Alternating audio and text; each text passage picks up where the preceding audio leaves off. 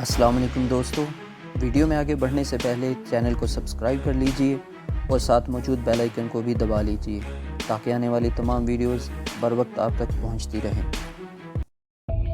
कभी वो औरतों और लड़कियों के साथ गानों की रिहर्सल करती नज़र आती थी, कभी मेहंदी घोटने वालियों का हाथ बटाती दिखाई देती थी। सपहर के वक्त मैंने बेगम बिल्किस को हवेली की छत पर देखा। वहाँ वो लड़कियों के साथ ओढ़नियों और चादरों को बसंती रंग में रंग रही थी। चाचा अस्करी बोला, देख रहे हो बेगम जी को, हर जगह यही चमकती नज़र आती हैं, लगता है कोई अल्लड़ कुड़ी हो। आम तौर पर तो ये चुप चुप ही रहती हैं, असल में अपनी हवेली के अंदर सब ही इनसे बड़े हैं। वाली जी भी अपने कामों में मसरूफ़ रहते हैं, बाहर घूमना फिरना कम है, इसलिए जब कोई ऐसा खुशी का मौका होता है ये एकदम खिल उठती हैं। वैसे तबीयत की बहुत अच्छी है ये कुड़ी, सब तारीफ़ करते हैं। ये मेरी गरम चादर देख रहे हो ना, ये मेरे लिए स्पेशल वज़ीराबाद से जाकर लाई थी, हर किसी का ख्याल रखती है। मालिक गुलाबदीन की 4 बेटियां हैं, उनमें से 3 के हाथ इसी की कोशिश और मदद से पीले हुए हैं। शाम होते ही मेहंदी की रस्म शुरू हो गई। लड़की वाले भी इसी गांव के थे। रंग बरंगे कपड़ों वाली लड़कियां और औरतें तेज़ी से हवेली के अंदर आने जाने लगीं। लालटेनों और मोमबत्तियों की रोशनी में उनका सुर्खी पाउडर और गहने चमक रहे थे। रेशमी लाचों और कुर्तों वाले देहाती लड़के पटाखे छोड़ रहे थे और कभी कभी हवाई फायरिंग भी करते थे। फिर जनरेटर चल पड़ा और रोशनी और रंगों में इजाफा हो गया। इस सारे हंगामे में मेरी निगाह सिर्फ़ और सिर्फ बेगम बिल्किस को ढूंढ रही थी। पता नहीं क्यों मैं देखना चाह रहा था कि वो बन ठन कर कैसी लगती हैं।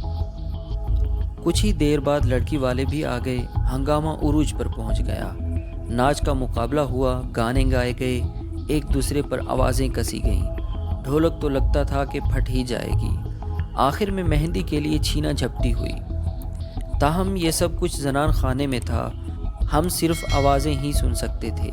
पूरी तकरीब ख़त्म हो गई मगर बेगम जी की झलक नहीं देख सका मैं। रात को अफसुर्दा सा बिस्तर पर पड़ा था कि ठंडी हवा का झोंका महसूस हुआ। ताजो आई और उसने बेगम जी की तरफ से मेरे बुखार का हाल पूछा। अगले रोज़ दोपहर को मालूम हो सका कि वाली जी मुझे इसरार के साथ यहाँ क्यों लेकर आए थे। मालूम हुआ कि यहाँ मर्दाने के अहाते में लठबाजी का नुमाइशी मुकाबला है। वाली जी ने मुझसे पूछा, कैसी तबीयत है खावरे? बिल्कुल ठीक हूँ जी, थोड़ा सा शुगर मेला हो जाए? उन्होंने पूछा। जो हुक्म आपका। लो, तुमने ये भी नहीं पूछा कि कैसा शुगर मेला, फट से कह दिया जो हुक्म। जब हुक्म आपका है तो मुझे पूछने की ज़रूरत ही नहीं। उन्होंने मुस्कुराकर तारीफ़ी नज़रों से देखा और बोले, चौधरी मशूक के पास बड़े पाए के लाठबाज हैं, उनमें से एक का नाम बिलाल है, सुना है तुमने ये नाम? मैंने नफ़ी में सर हिलाया। वाली जी बोले, अमृतसर का जट है, बड़े मुकाबले किए हुए हैं इसने, पर मुझे लगता है कि तुम इसे लाठबाजी में हरा दोगे। अगर आप कहते हैं तो मैं कोशिश करूंगा जी, लेकिन मुझे नहीं पता कि वो कैसे लाठी चलाता है। इतनी ख़ास नहीं है। वो क्या कहते हैं, अंधों में काना राजा। वो तुमसे पहले 1-2 मुकाबले और भी करेगा। इन मुकाबलों से ही तुम्हें उसके तौर तरीके का पता चल जाएगा। वाली जी ने अगले रोज़ का कहा था मगर मुझे उसी रोज़ बिलाल के तौर तरीके का पता चल गया। वो हवेली के बागीचे में अपने 2 साथियों के साथ मशक कर रहा था। उसका कद काठ रोब वाला था, 6.5 फीट से कम लंबाई नहीं होगी। छाती चौड़ी और बालों से भरी हुई थी। उसकी शक्ल देखकर ही एक आम बंदा दम बखुद हो सकता था, लेकिन देखने वाली आँख जब गहराई में देखती है तो खामी खूबियों का पता चल ही जाता है। मैंने बिलाल को सिर्फ 5 मिनट देखा था। मुझे अंदाज़ा हो गया कि उसका बायां कंधा दाएं कंधे की तरह तेज़ी से काम नहीं करता। यकीनन उसे माजी करीब में कोई चोट वगैरह लगी थी और यही चोट लठबाजी में उसकी खुफिया कमज़ोरी बन गई थी। अब वो तजुर्बे के ज़ोर से अपनी इस कमी को पूरा कर रहा था। शायद वाली जी वाली बात दुरुस्त थी, अंधों में काना राजा। मेरे दिल ने गवाही दी कि मैं आसानी से इसे चित कर दूंगा। मगर उस रात एक मज़ेदार वाक़या हुआ। बेगम बिल्किस की हमराज नौकरानी ताजो मेरे पास आई। मैं उस वक्त हवेली के पिछवाड़े खेतों में घूम रहा था। वो बोली, خاور، تمہارے لیے بیگم جی کا خاص پیغام ہے۔ میرا دل دھڑک اٹھا۔ کیسا پیغام؟ وہ بولی، تم کو تو پتہ ہی ہوگا کہ کل لٹھ بازی کا مقابلہ ہونا ہے۔ والی جی تمہارا مقابلہ یہاں کے ایک لٹھ باز بلال سے کرا رہے ہیں۔ ہاں مجھے پتہ ہے، تم اصل بات بتاؤ۔ اصل بات یہ ہے پراخاور کہ بلال بیگم جی کے پنڈ کا رہنے والا ہے۔ بیگم جی سے اس کی دور کی رشتہ داری ہے، وہ بیگم جی کو بہن بھی کہتا ہے۔ تو پھر؟ میں نے پوچھا۔ وہ رازداری کا انداز اختیار کر کے بہت دھیمے لہجے میں بولی، دراصل بیگم جی چاہتی ہیں کہ تم بلال کے ساتھ لڑائی نہ کرو۔ انہیں ڈر ہے کہ وہ تم سے ہار جائے گا اور اس کی بے عزتی ہوگی۔ میں سمجھا نہیں۔ بیگم جی چاہتی ہیں کہ تم بخار شخار کا بہانہ کر لو اور مقابلے میں حصہ نہ لو۔ میرے دل میں پھل جڑی سی چھوٹی۔ ایک ساتھ دو طرح کی خوشی محسوس ہوئی۔ پہلی خوشی اس بات کی کہ بیگم جی نے مقابلے سے پہلے ہی میری برتری کو محسوس کیا تھا، اور دوسری یہ کہ انہوں نے مجھے اس قابل جانا تھا کہ اپنی ہمراز ملازمہ کے ہاتھ پیغام بھجوایا۔ اس میں ایک طرح کی نہایت خوشگوار اپنائیت کا احساس تھا۔ ظاہر ہے کہ یہ بیگم جی کا ہی پیغام تھا، تاجو جھوٹ نہیں بول سکتی تھی۔ مجھے یوں لگا جیسے میں کل میدان میں اپنے حریف کو زیر کر لیتا اور سینکڑوں لوگ مجھے کندھوں پر اٹھا کر میری جیت کی خوشی مناتے اور مجھے پھولوں سے لاد دیتے، تو بھی اتنی راحت نہ ملتی جتنی اب ملی ہے۔ کبھی کبھی بندے کو آزمائش کے بغیر سرخروئی اور مقابلے کے بغیر جیت حاصل ہو جاتی ہے، اور یہ بالکل الگ طرح کا احساس ہوتا ہے۔ میں نے تاجو سے کہا، بیگم جی سے کہہ دو کہ بے فکر رہیں، اگر ان کا حکم ہے تو میں کل نہیں لڑوں گا۔ رات سونے سے پہلے میں نے کھیس کی بکل ماری اور والی جی کو بتا دیا کہ میرے بازو اور چھاتی میں شدید درد ہے اور بخار کی کیفیت بھی دوبارہ محسوس ہو رہی ہے۔ والی جی بجھ گئے۔ وہ کل کے مقابلے کے سلسلے میں بڑے پرجوش تھے اور انہیں یقین تھا کہ میں آسانی کے ساتھ بلال کو ہرا دوں گا۔ انہوں نے کہا، تم دوا وغیرہ کھا کر آرام کرو، ابھی 15-16 گھنٹے پڑے ہیں، اللہ نے چاہو تو ٹھیک ہو جاؤ گے۔ میں نے سوچا، دوا تو بیمار کو ٹھیک کر سکتی ہے، ٹھیک کو کیسے ٹھیک کرے گی؟ ظاہر تھا والی جی کے حصے میں مایوسی ہی آئی۔ میں صبح 10-11 بجے تک بستر پر پڑا رہا۔ چھاتی اور بازوؤں پر جہاں جہاں مکھیوں کے ڈنک لگے تھے جلد نیلی ہو رہی تھی۔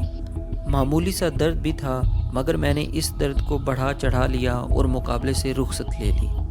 والی جی کی مایوسی پر افسوس تو ہوا، مگر میں اپنے دل کا کیا کرتا؟ میں نے اپنے 2 حاسدوں کا ذکر کیا تھا۔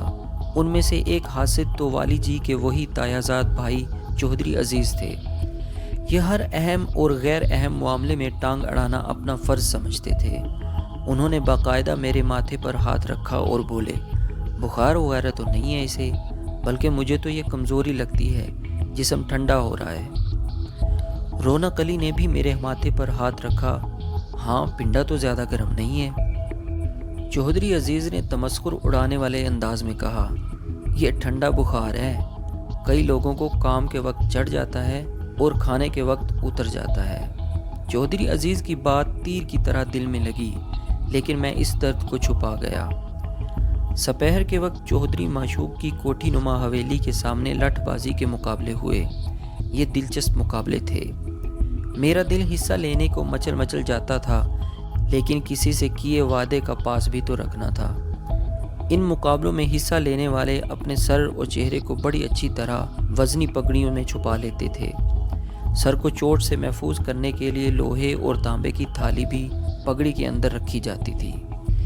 ایسے مقابلوں میں عام طور پر کھڑی لاٹھی کا استعمال فاؤل ہوتا ہے، یعنی لاٹھی کو نیزے کی طرح استعمال نہیں کیا جا سکتا۔ ڈھولچی مسلسل ڈھول بجا رہے تھے، 2 منصف لڑائی کا فیصلہ کرتے تھے اور کوئی سنگین چوٹ لگنے سے پہلے ہی حریفوں کو چھڑا دیتے تھے۔ ایسے مقابلے بھی ہوئے جن میں ایک کے مقابلے میں 2 یا 3 بندے آئے۔ میری دست برداری کے بعد بلال کا مقابلہ چاچے عسکری کے سب سے خاص شاگرد نصر اللہ سے ہوا۔ بلال نے ایک مختصر مقابلے کے بعد نصر اللہ کو ہرا دیا۔ نصر اللہ کے ہاتھ سے لاٹھی نکل گئی اور وہ پشت کے بل گر گیا۔ میرے بازوؤں کی مچھلیاں پھڑک رہی تھیں اور دل میں نقارہ سا بجتا رہا۔ باہر تو یہ وقت کسی نہ کسی طرح گزر ہی گیا۔ رات چاندنی تھی، کھانا وغیرہ کھا کر بیٹھے ہی تھے کہ حویلی کے اندرونی احاطے سے والی جی کی لینڈ روور جیپ نکلتی دکھائی دی۔ ہمارے قریب آ کر وہ رک گئی۔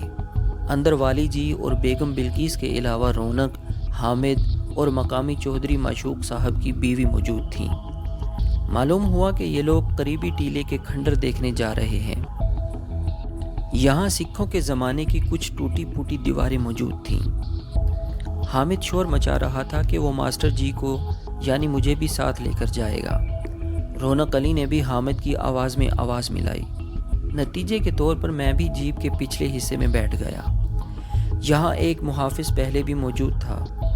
جیپ ہچکولے کھاتی آگے بڑھتی چلی گئی۔ مکئی اور کماد کے کھیتوں کے درمیان سفر کرتے ہم جلد ہی ٹیلے پر پہنچ گئے۔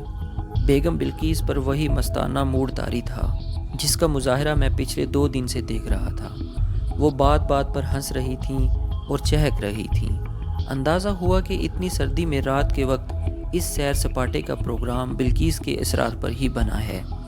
شاید چاچا عسکری ٹھیک ہی کہہ رہا تھا۔ بیگم بلقیس کو سیر و تفریح کے مواقع کم ہی ملتے تھے۔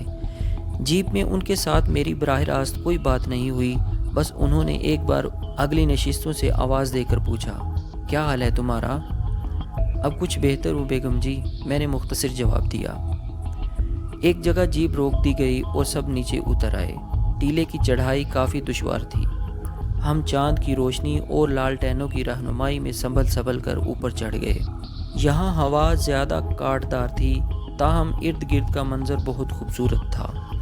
حد نگاہ تک چاندنی تھی اور سرسبز کھیت تھے۔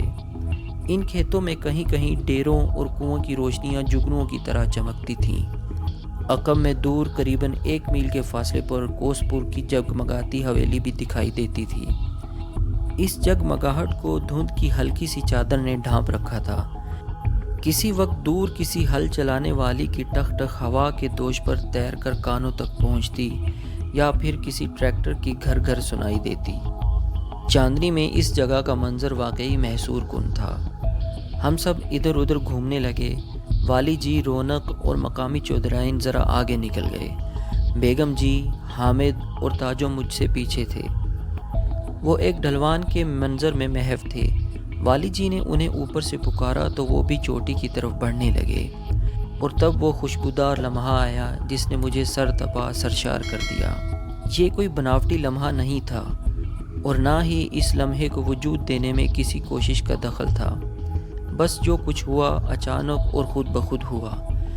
بلقیس بیگم اوپر آ رہی تھیں، میں ان سے چند قدم آگے تھا۔ انہوں نے اوپر چڑھنے کے لیے ایک قدرتی سیڑھی پر پاؤں رکھا، لیکن چڑھ نہیں سکیں اور ہنسنے لگیں۔ ہنستے ہنستے انہوں نے دوبارہ کوشش کی، مگر جب ہنسی چھوٹ جائے تو زور کم ہو جاتا ہے۔ ان کی دوسری کوشش بھی تقریباً ناکام رہی۔ اس موقع پر جھجکتے ہوئے میں نے ان کی طرف اپنا ہاتھ بڑھا دیا، جسے انہوں نے تھام لیا۔ میں نے تھوڑا سا زور لگا کر انہیں اوپر کھینچ لیا۔ اس ہاتھ کی نرمی، اس لمحے کی حرارت، اس کیفیت کا گداز میرے لیے لفظوں میں بیان کرنا ممکن نہیں۔ مجھے نہیں معلوم اوپر سے والی جی نے یہ منظر دیکھا یا نہیں، اور اگر دیکھا تو ان کے کیا تاثرات تھے۔ ان لمحوں میں میں جیسے مبہوت سا ہو گیا تھا۔ بیگم جی اور حامد تیزی سے قدم اٹھاتے اوپر چلے گئے۔ میں بھی اپنی دھڑکنیں سنبھالتا ہوا اوپر چڑھنے لگا۔ اوپر ایک 4 دیواری تھی جس میں بہت سا جھاڑ جھنکار لگا ہوا تھا۔ 1-2 برجیاں سی تھیں۔ یہاں چاندنی خوب روشن تھی اور ہر شے نکھری ہوئی دکھائی دیتی تھی۔ لالٹینیں ایک درخت کی ٹہنیوں سے لٹکا دی گئیں اور سب لوگ ایک دری بچھا کر گھاس پر بیٹھ گئے۔ ڈرائیور صوفی اسلم، گن مین اور میں کچھ دور ہی کھڑے تھے۔ پھر رونق علی ہمارے پاس آ گیا۔ اس کے کوٹ کی جیبیں خشک میوے سے بھری ہوئی تھیں۔ اس نے مٹھیاں بھر کر چلغوزے اور کشمش ہماری جیبوں میں بھی ٹھونس دیں۔ وہ ایک اونچی جگہ پر بیٹھتے ہوئے بولا، کہتے ہیں کہ یہاں کبھی جنوں بھوتوں کا بسیرا تھا، مگر پھر 20-30 سال پہلے ایک بابا جی فیروز شاہ یہاں آئے۔ انہوں نے یہاں چلہ شلہ کاٹا اور ساری ہوائی چیزوں کو یہاں سے مار دوڑایا۔ اب یہ جگہ بالکل پاک صاف ہے، پھر بھی لوگ کہتے ہیں کہ یہاں کوئی شرارت وغیرہ نہیں کرنی چاہیے۔ بابا فیروز شاہ نے اس جگہ کو پاک صاف کرنے کے بعد ایک پری یہاں چھوڑ دی ہے، وہ اس جگہ کی حفاظت کرتی ہے۔ بڑی بھلی مانس پری ہے، بیوہ ہے مگر کنواری ہے۔ دراصل رخصتی سے پہلے ہی اسے طلاق شلاق ہو گئی تھی۔ ماشاء اللہ، آپ کو تو بڑی معلومات ہیں پری کے بارے میں نے تعریف کی۔ یار مجھے تو ڈر لگ رہا ہے، میری اس سوجی ہوئی آنکھ نے مجھے کہیں بے موت مروا دینا ہے۔ کیا مطلب کہ گھوڑے دیکھنے والے کو تو یہی لگتا ہے نا کہ میں آنکھ مار رہا ہوں۔ اس غلط فہمی میں یہاں کی پری نے مجھے دھر لیا تو پھر ہم ہنسنے لگے۔ دوستو، آج تک کے لیے اتنا ہی، ملتے ہیں اگلی قسط میں، تب تک کے لیے اپنا خیال رکھیے۔ اللہ حافظ۔